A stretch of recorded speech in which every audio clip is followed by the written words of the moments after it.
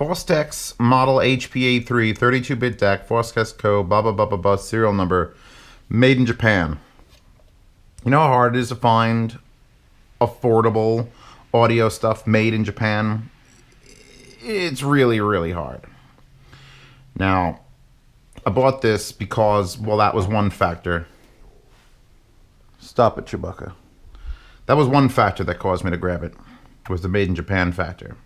Because Fostex has delivered recently in a lot of the things I've looked at. The other reason we'll get to. Back's got full-size USB in, a digital SPDIF input and a digital SPDIF output for using the USB output. You just making noise now? And then analog RCA left and right outputs that are pre-out. The front has power lock, which means when you get signal lock, it'll turn a very nice green. We've got a 1/4-inch adapter with an exposed nut because Japan, it's more like a hobby box. You've got the optical USB selector there, and right here, right there, that's the reason I bought this, right there. See it? Can you see it? It says RCA or phones.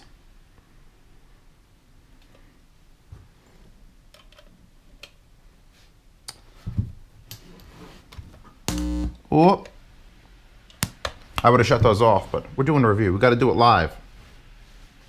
I'm going to set it to RCA. I'm going to put up foobar.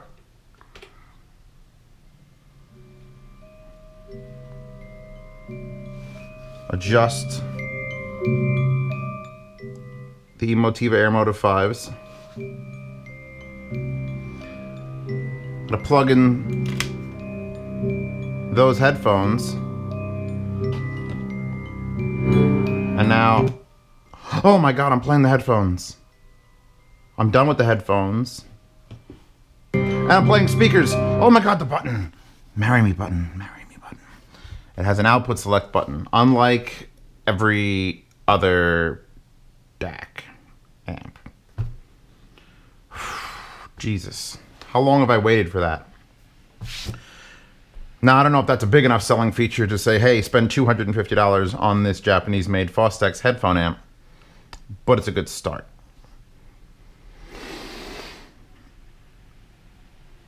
It's not super powerful. Not super powerful. When I talk about super powerful, I'm talking about like that Lake people down there or the Burson. It's USB powered. And just like other USB powered DACs, the Mica Origin or the Audio Engine D1, there's a limitation. There's a voltage limitation. It's only being powered by 5 volt. And extremely hard to drive headphones, which ironically are these Fostex. These are the hardest to drive headphones. We'll get to the review of them if I don't put it out before this review, in which case you're really confused or I sound like an idiot. This powers everything in my apartment. Everything. 82,000 X's are a breeze. Mad Dogs aren't bad. Everything on the to be reviewed table, everything's fine. It sounds. The pot here, the pot, not the pot you smoke or bake into brownies, the pot, the potentiometer on the volume here. All volume knobs that are analog have usually a channel imbalance. You turn it real low and it's like, I hear the left channel just a little bit, and then you turn it some more, oh, I hear the right channel just a bit, and then they balance out. The only one that doesn't have that issue, woohoo, it's fine, everything's fine. Audio Engine D1, because it's digital. It actually digitally adjusts output, which is unique. This, however, I don't believe is digital, and yet still has no volume imbalance at all.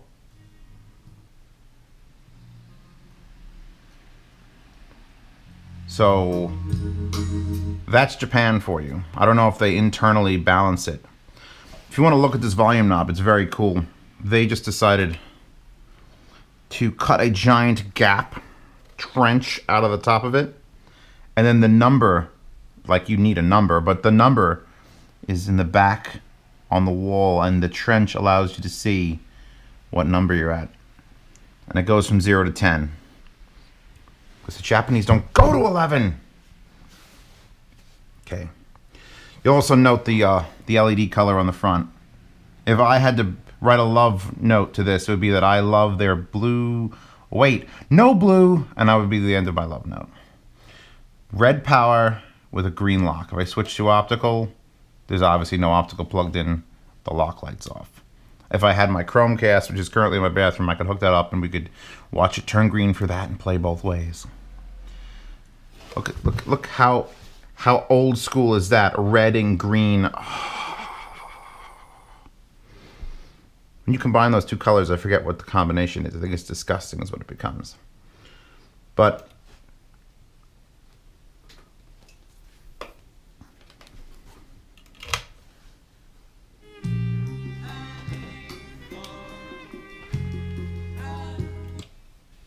that is such a nice feature. It really does sound good. I make this big spiel about DACs all sounding the same after a certain level. So that just makes it so that I'm just hallucinating if I do hear a difference. I gotta trust myself from 2 weeks ago. There's no difference.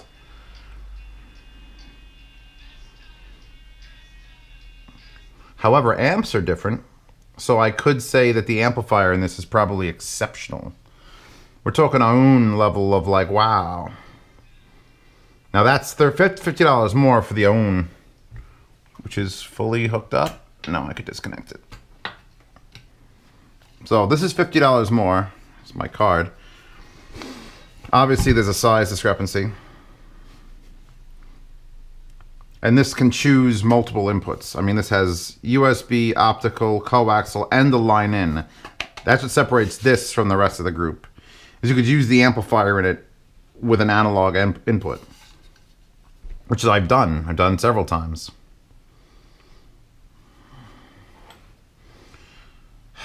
Is it worth $50 more than that? Because even though this is externally powered with a very, very funky power plug, it isn't more powerful than the Fostex. They're really like the same. Like the exact same amount of push. The push in Audis, they just won't push these fucking T50RP Mark IIIs. Those things are just intensely inefficient.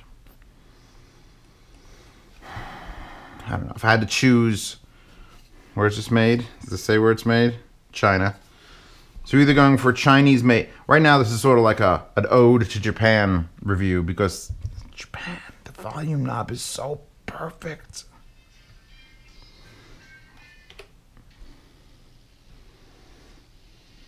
I love a song that starts out on like, oh, what am I doing? What am I doing?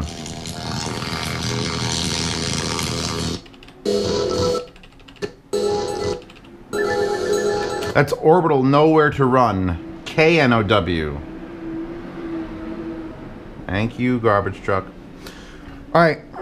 Yes, I love this DAC amp combo. I bought it because I'm going to try this Patreon thing where I buy things with the funding and sell them to people on Patreon. Whether I do it before or after the review is released is sort of like, people are saying it's going to be a conflict of interest because I'll just say I love everything, this way I could sell it. This has an issue.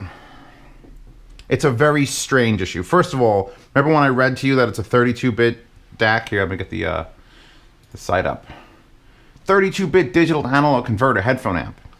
It isn't really, because if you read the specs on the actual Fostex website, which I don't have up, if you read the specs, it's a 32-bit converter, but it'll only hook up to your PC at 24-bit.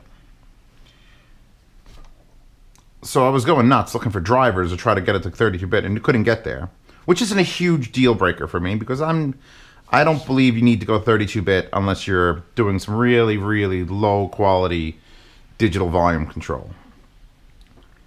What bothers me about this is when you go to playback devices to set it up in Windows. Where am I? Let's move that down. Properties. Supported formats. You only get a sample rate support of 96 kilohertz. Only. When you go to advanced, you have two options. 16-bit 96, and 24-bit 96. This is a Windows 7 machine, which sometimes freaks out the actual numbers. So I put it on my Windows 8.1, and it was the same thing. So as far as I can tell, you can't stream with Wasapi or ASIO 1644, which is pretty much all CD quality FLAC on Earth and MP3s on Earth. So to run it in Wasapi, or ASIO, where you stream without any Windows fuckery, you have to resample in your player. I have a DSP enabled in my foobar here. The resampler PPHS set to 96,000 hertz in ultra mode. If I disable that and try to Wasapi push, unsupported stream format, 44 hertz, 24-bit, 2-channel. It's very weird. Now, if I went to direct sound, if you're in Windows, if you're just on YouTube, Windows will use whatever you set it. If you use direct sound on foobar, foobar will use whatever your Windows is set to, so you'll have no issues at all. But if you're someone like me who's a little obsessed with making sure nothing's gonna fuck with it, then you're up shit's creek. Because I only have, where's my 24-bit folder? See, this will play fine. Because it's natively 24-bit and 96 kilohertz. So I don't understand. That's very Japanese as red and green LEDs. That is what that is. Oh, okay. There, just crush that wire a little bit. So there's workarounds. If you want to just use direct sound, I don't think they're... It's very loud, by the way, so it pushes full voltage at the back. But yeah, that is the crux of the Fostex. Can push everything but the Fostex. It does push them, it just doesn't push them to like I have to full volume on this to get these to play a quiet track acceptably loud. And that's never where you want it to be. It's just so... I don't know what that 24-bit issue is. It's only 24-bit. It's 16 or 24-bit, but only 96 kilohertz. Doesn't support anything lower than that. So if you're going to use foobar and you're going to use Wasapi, you've got to add that DSP correction. The up conversion. Configure. Yeah, select up, ultra mode, go, apply, okay, close. And now every song will play, just up converted. And there's really no detriment to up converting. It's just an annoying thing you have to throw in there. And not all players, if you don't use foobar 2000, not all players are going to have that support if you're trying to use Wasapi or ASIO where you're trying to stream to it. So that's the little baby crux of this little tiny problem of this. Why it has such a nice button. Tell me what could she know? Oh. The other two, well, the Audio Engine D1 is one, and then the Mic Origin, which I have in use in my other room, is the other DAC amp combo that has pre-out. So this Fostex, you could use the volume as a pre-out. The Audio Engine here, RCA, use this as a pre-out, but you have to unplug and plug your headphones. It's blocking that switch. And the Mic Origin outputs to both at the same time, but you better unplug your headphones or else you're just going to be nailing your goddamn speakers and the headphones are going to be blasting. So that switch is super, super nice. Worth me spending the Patreon money to try to now fish back by selling it to someone on Patreon. I really like this. Really. It sounds fucking spectacular. As spectacular as other things that I say sound spectacular. But the features, the optical switch, it's perfect for that. You'd have to power it with the USB, obviously. You have to have a USB power. But you could just run optical across the room from your television to this and be done. Alright.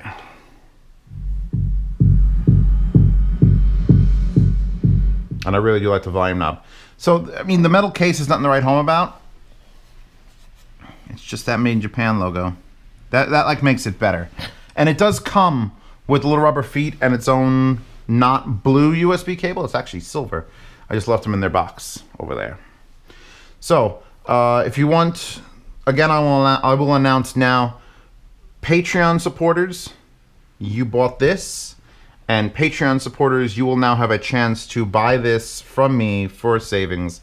It's $250 on Amazon. I don't know, 200? You'll see. I'll probably ask for 200 and either pay for shipping or ask for shipping, and that's pretty good. This is totally worth that much money. Just to have it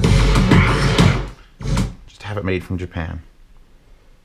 All right, on to the next thing.